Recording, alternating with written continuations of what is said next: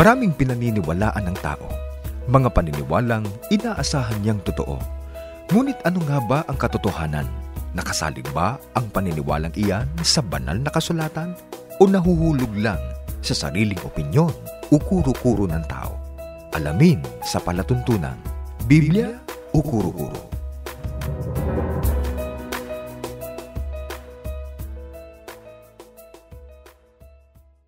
Muli po, welcome sa ating palatuntunan, Biblia o Kuro-Kuro. Muli niyo po kaming samahan sa may kalahating oras na pagtalakay.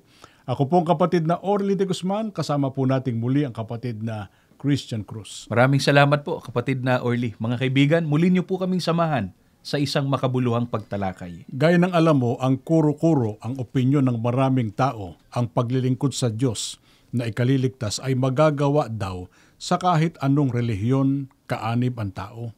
At sa anumang kaparaanan, basta ipinatutungkol sa ating Panginoon Diyos ang paglilingkod, nakatutugon na raw ang tao sa kanyang katutubong pananagutan na paglikuran ng Panginoon Diyos patungo sa kanyang kaligtasan. At ang kuro-kuro po nila ukol dyan, bunga po ng kanila pong maling paniniwala, maling akala, na kaya raw po tinatanggap ng Diyos ang anumang paglilingkod po na gawin ng tao. Sapagkat lahat naman daw po ay nilalang ng Diyos, katutubong pananagutan ng tao ang maglingkod, kaya kahit anong paglilingkod ay tatanggapin daw po ng Diyos. Doon sa kanila sinasabi, lahat ng tao ay nilalang ng Diyos. Tinatanggap natin yun, nasa Biblia yun. Opo. Pero ang hindi nila alam kung ano ang naging sitwasyon ng tao. Opo. Kung bakit ang tao ay kailangan pang umalinsunod doon sa patakaran ng Diyos. Kung paano tatanggapin ang kanyang paglilingkod. Opo. Ano ba ang naging pagtrato ng Diyos sa lahat ng tao? At ano dahilan? Bakit nagkaganyan ang tao samantalang ang tao'y nilalang naman ng ating Panginoon Diyos? Ito po ang dahilan. Pakinggan ninyo mga kaibigan. Ang nakasulat po dito po sa Kolosas, sa 1 sa 21, ganito po ang ating mababasa. At kayo ng nakaraang panahon ay nangahihiwalay at mga kaaway sa inyong pag-iisip, sa inyong mga gawang masasama. Kapatid na Orly, ito ang hindi po alam ng maraming tao, na ang tao po ay nahiwalay sa Diyos at itinuring pa po ng Diyos na kanyang kaaway. Bakit ang tao nahulog sa ganyang miserableng kalagayan, hiwalay at kaaway ng Panginoon Diyos? Sinagot din po ng talatang binasa natin. Ang sabi po, mga kaaway sa inyong pag-iisip, sa inyong mga gawang masasama, sa makatwid, dahil po sa kasalanang nagawa ng tao. Kaya ang tao po ay naging kaalit ng ating Panginoong Diyos. Paano yung mga panalangin ng tao? Paano yung kanyang mga pag-awit ng pagpupuri? Paano yung pagsamba na ginagawa ng mga tao patungkol sa ating Panginoon Diyos? Yung pinahahalagahan pa ng ating Panginoon Diyos? Tiyak po na hindi. Ang katunayan po, mga kaibigan, pakinggan po ninyo ang nakasulat po sa Isaias. Sa 59:2, ganitong nakasulat. Kundi pinapaghiwalay ng inyong mga kasamaan kayo at ang inyong Diyos. At ang inyong mga kasalanan ay siyang nagpakubli ng kanyang muka sa inyo upang siya'y huwag makinig. Kapatid na Orly, pinatutunayan po na anumang pagdalangin, paglilingkod ng tao habang siya'y nasa kalagayang kaaway ng Diyos dahil sa kasalanan, tiyak po na hindi pakikinggan ng Diyos, hindi po tatanggapin ng Diyos. Sapagkat ang kasalanan po ay, ang sabi, siyaan niyang nagpakubli ng kanyang mukha sa inyo upang siya'y huwag makinig. Kaya ang kasalanan po ay nagsilbing pader sa pagitan ng tao at ng Panginoong Diyos para anumang pagdalangin, paglilingkod ng tao, hindi po tanggapin ng Panginoong Diyos. Kaya nakahiwalay ang tao sa Diyos sa kalagayan niya na siya ay kaaway ng ating Panginoon Diyos. Di sayang yung paglilingkod. Sayang po. Hindi nangangahulugang walang saysay ang paglilingkod. Obligasyon nga ng tao yun eh. Opo. Pero merong masaklap pong kinahulugan ng tao. Dahil sa kasalanan, nahiwalay po ang tao sa Diyos at ang kanyang mga paglilingkod hindi na po pinahalagahan ng ating Panginoon Diyos. At bukod dyan, masaklap na yun eh. Opo. Ano ang itinalaga ng Panginoon Diyos na mangyayari to sa mga taong itinuturing niyang kanyang kaaway? Pakinggan po natin sa Ebreo, sa 10:27. Ganito po ang ating mababasa. Pakinggan ninyo mga kaibigan. Kundi isang kakilakilabot na paghihintay sa paghuhukom at isang kabangisan ng apoy na lalamon sa mga kaaway. Kapatid na Orly, talagang hindi po maliligtas ang mga itinuturing ng Diyos na kanyang kaaway dahil po sa nabubuhay pa sa kasalanan. Ang sabi po sa binasa natin, isaan niyang kabangisan ng apoy na lalamon sa mga kaaway. At ito po'y sa araw ng paghuhukom. Teka muna, baka yung lalamunin ng apoy dyan puro mahirap, puro hindi nag-aral, walang kapangyarihan. Baka yung mga mayayaman tao nasa poder ng kapangyarihan hindi kasama dyan sa lalamunin ng apoy pagdating ng araw ng paghuhukom. Basahin po natin dito po sa Sefanya sa 1:18 at 14. Ganito po ang ating mababasa. Pakinggan ninyo mga kaibigan. Kahit ang kanilang pilak o ang kanilang gintuman ay hindi makapagliligtas sa kanila sa kaarawan ng kapuotan ng Panginoon, kundi ang buong lupain ay masusupok sa pamamagitan ng apoy ng kanyang paninibugho, sapagkat wawakasan niya, isang kakilakilabot na wakas, nilang lahat na nagsisitahan sa lupain. Ang dakilang kaarawan ng Panginoon ay malapit na at nagmamadaling mainam, sa makatwid-bagayang tinig ng kaarawan ng Panginoon.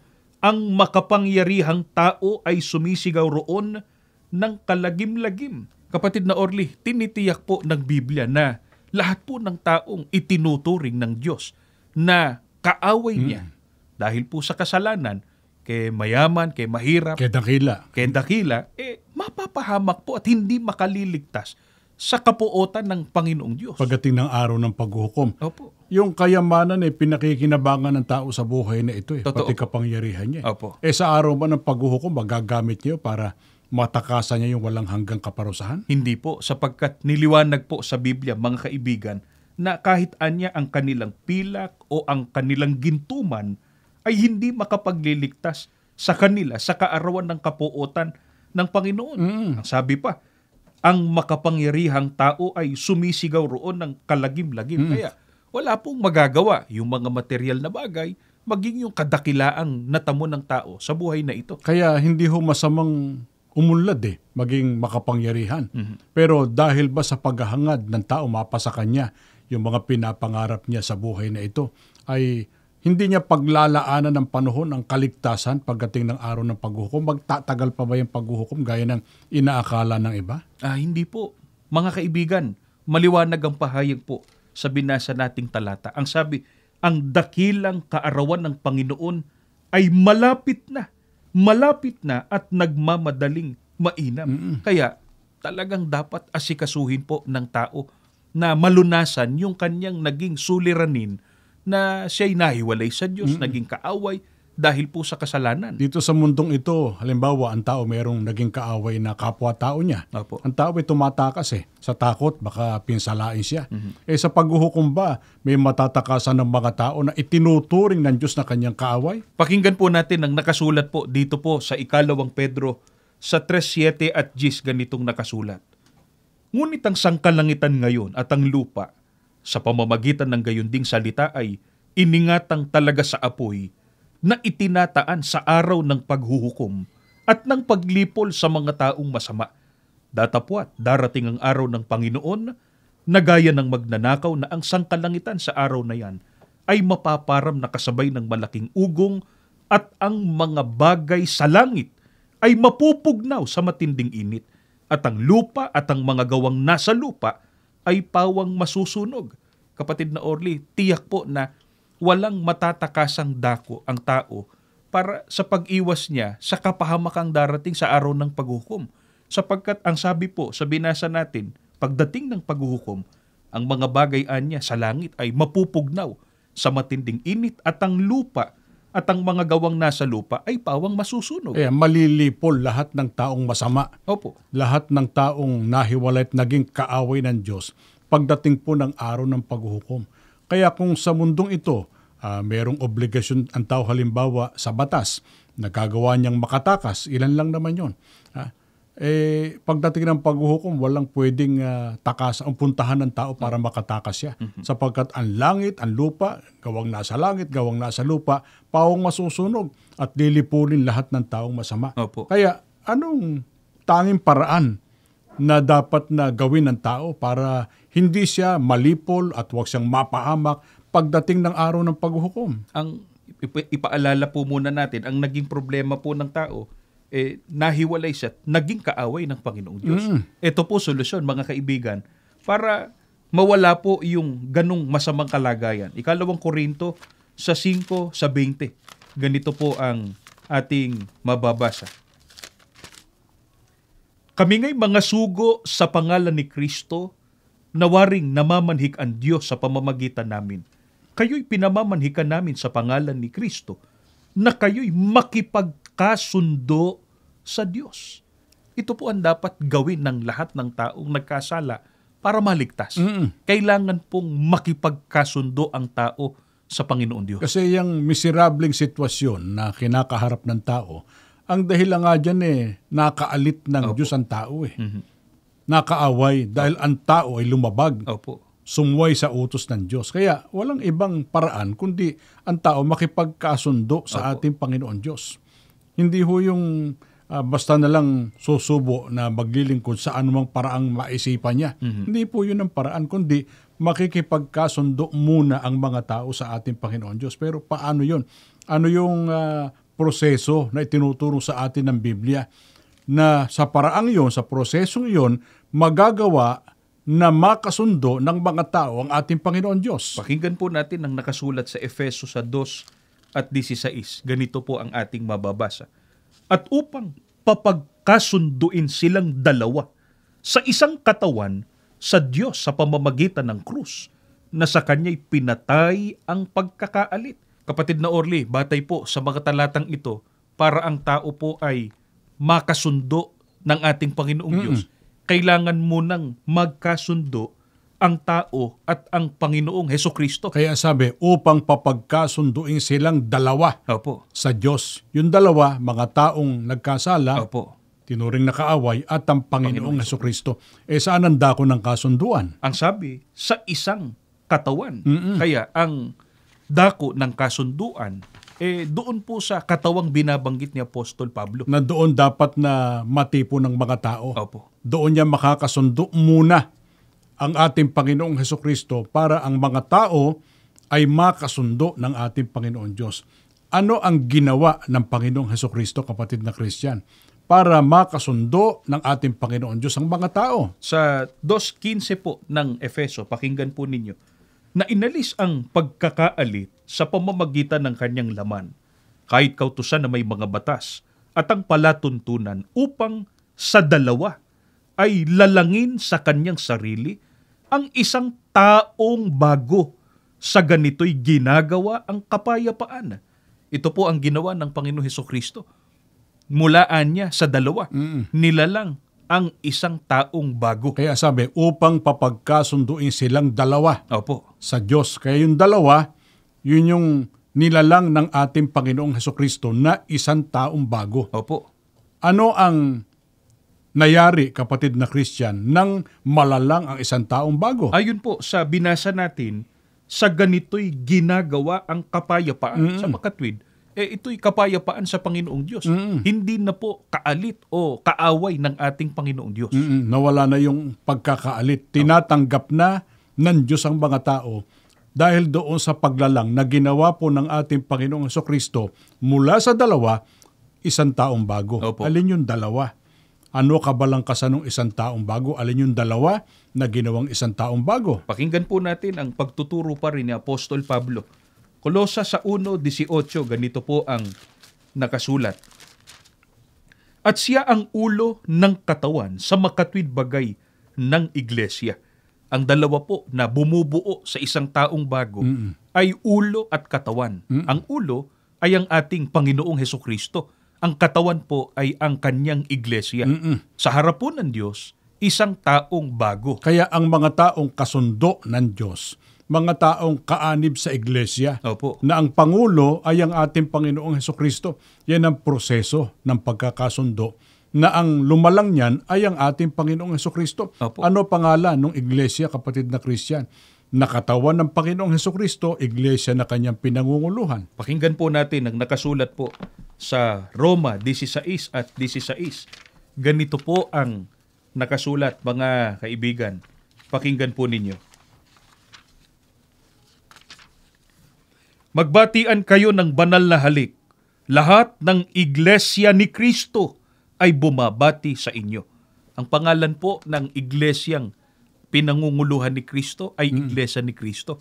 Kaya dito po, kaanib ang mga taong ipinakipagkasundo na sa ating Panginoon Hesukristo, meron na pong kapayapaan sa ating Panginoong Diyos. Yung mga kaalit, kaaway ng ating Panginoon Diyos, lalamunin ng apoy pagdating ng araw ng paghuhukom. Opo. Kung kasundo na yung mga tao sapagkat iglesia ni Kristo na, ano na kanilang kapalaran? Pakinggan po ninyo, mga kaibigan, ang mababasa natin sa Biblia.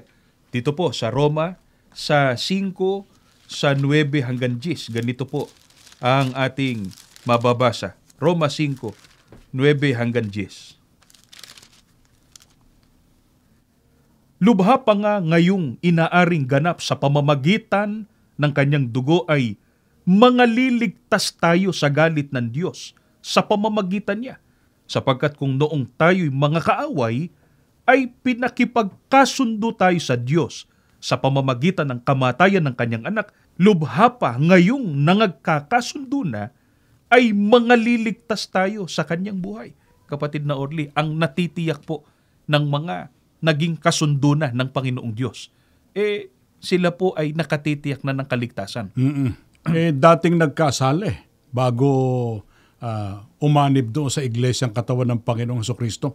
Ano naging kapalaran ng mga taong naging kaanib sa tunay na iglesia? Sila po ayon po sa Biblia ay mga inaring ganap sa pamamagitan ng kanyang dugo. Sabi, maliligtas sa galit ng Diyos. Yan sa araw ng paghuhukom. Kasi yun ang nakataan sa kaaway, kabangisan po ng apoy. Galit poot ng ating Panginoon Diyos dahil sa kasalanan. Nung maging kaanib sa iglesia, inaring ganap na. Kaaway pa ba, kapatid na Christian, ang trato sa kanila? Hindi na po, sapagkat dahil po sa ginawa ng Panginoon Hesukristo, ipinakipagkasundo na tayo sa Panginoong Diyos. Kaya yung dating masamang kalagayan po, bunga ng pagiging kaaway ng Diyos, hindi na ho ganon. Nasolusyonan na. Nasolusyonan na po at naging kasundo na ng ating Panginoon Diyos. Pero makakasundo ba ng tao ang Diyos, ng Diyos ang tao sa labas ng tunay na iglesia? Hindi po. Kaya meron pong ipinagagawa ang Panginoon Hesukristo para ang tao po ay maging kasundo ng Diyos at makatiyak po ng kaligtasan. Humanga lang ba sa iglesia? Sa tagumpay ng iglesyang kanilang nakikita sa mga aktibidad natin, meron kasing ganoon Ako hanga sa iglesia ang sisigla ng mga kaanib ninyo. Walang tigil lang inyong magpagtulong sa kapwa-tao. Mayroon kayong INC giving, meron kayong iba't ibang mga aktibidad para dumamay sa kapwa.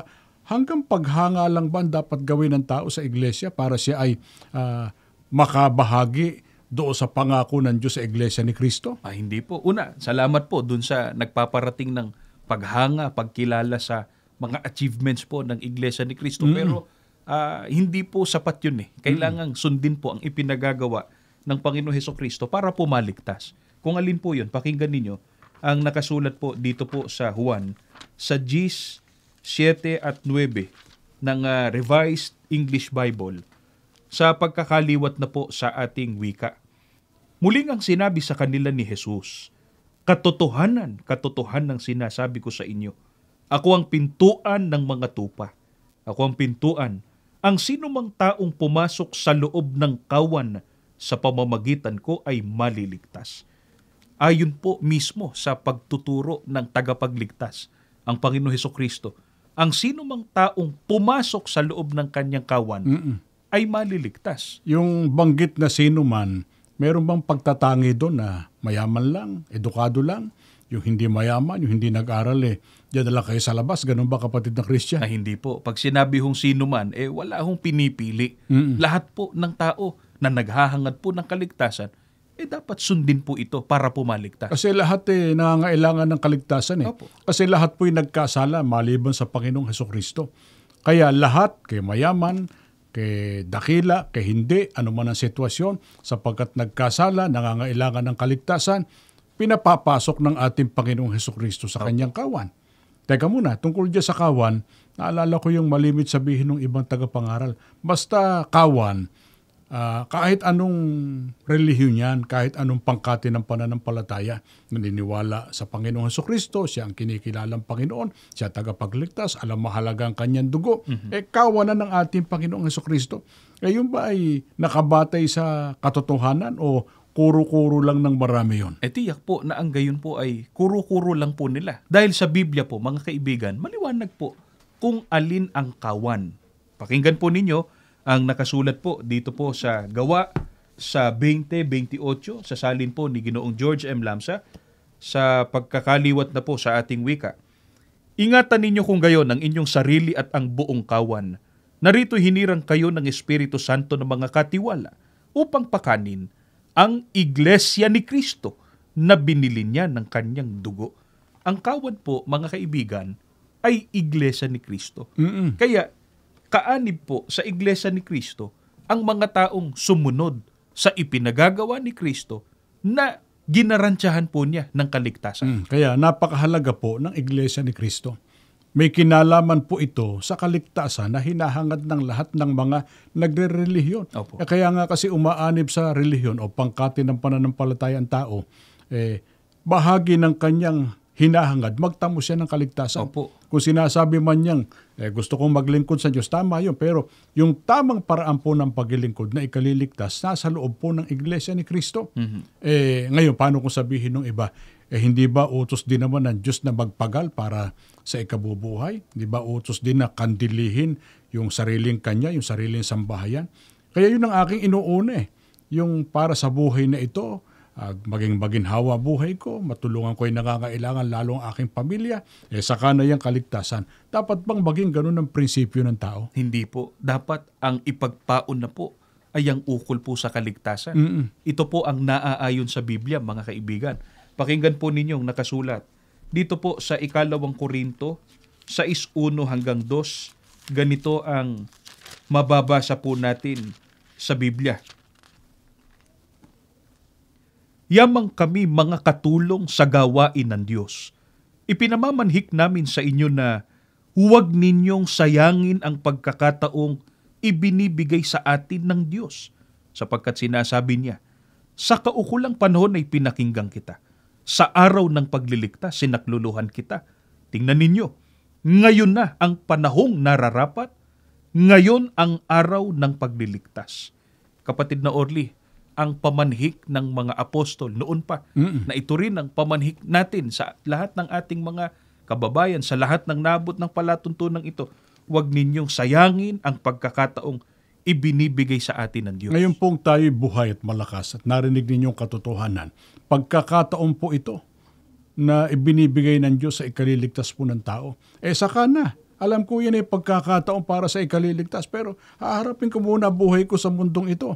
Kailan ba dapat pag-ukulan ng panahon ng para sa kaligtasan? Ngayon po, sabi nga po sa binasa natin, tingnan ninyo, ngayon na ang panahong nararapat, ngayon ang araw ng pagliligtas. Kaya tama pong magpagal para sa ikabubuhay. Opo. Tama rin po na kandilihin yung ating sariling pamilya sa matuwid at marapat na paraan. Pero huwag po dahil dyan, yung ating kaligtasan ng ating nasa isa panganib, nasa isa sang tabi, na pawawalang kabuluhan. Dapat po ngang samantalahin ang pagkakataon para matamo natin ang kaligtasan na hinahangad po nating lahat. Na ito po ay sa pamamagitan ng pakikipagkasundo ng mga tao sa Diyos sa paraang maging kaanib ang mga tao sa loob ng Iglesia ni Kristo. At ito po natin siya paglingkuran ng ayon sa kanyang kalooban itong ating ikababanal at ikapagtatamo ng kaligtasan. Sana po itong ating pagtalakay, gaya po ng aming malibit sabihin, nakatutulong po sana sa inyong paghahanap ng katotohanan. Maging daan ang inyong ginagawang pagsubaybay para po tayo magkasama-sama sa tama pong paraan ng paglilingkod sa Diyos sa loob po ng Iglesia ni Kristo patungo po sa ating kaligtasan. Salamat po ng marami. Muli kaming nag-aanyaya, samahan niyo po kami sa pananalangin. Ama naming Diyos, maraming salamat po sa magandang pagkakataong ito na ibiniyaya muli sa amin. Amen. Muli mo pong ginamit ng kasangkapan ng palatuntunan ito upang makarating sa aming mga taga-subaybay ang iyong mga kalooban, Opo. mga katotohanan, upang maalis sa kalagayang kaaway mo Opo. at maging kasundo mo po Opo. sa paraang umanib sa loob ng Iglesia ni Kristo. Amen. Nawa po ang lahat ng naabot ng palatuntunang ito, magawa po nilang masunod ang iyong utos Opo. at wag nilang masayang ang pagkakataon ngayong may buhay at lakas pa. Magawa po at maharap ang nauukol sa kanilang kaligtasan. Amen. Pagpalain mo po nawa ang palatuntunang Opo. ito, ang buong iglesia, Amen. lalong-lalo na po ang aming namamahala. Hiling po namin ng lahat sa pangalan po ni Jesus na amin pong tagapagligtas. Amen. Naway nakatulong kami sa inyong patuloy na pagsusuri. Nawa ay nasukat ninyo kung ang inyong pinaniniwalaan ay ayon ba sa Biblia o kuro-kuro lang ng tao. Maraming salamat po sa inyong pagsubaybay sa palatuntunan ito. Sumaatin nawang palagi ang pagpapala ng Panginoong Diyos.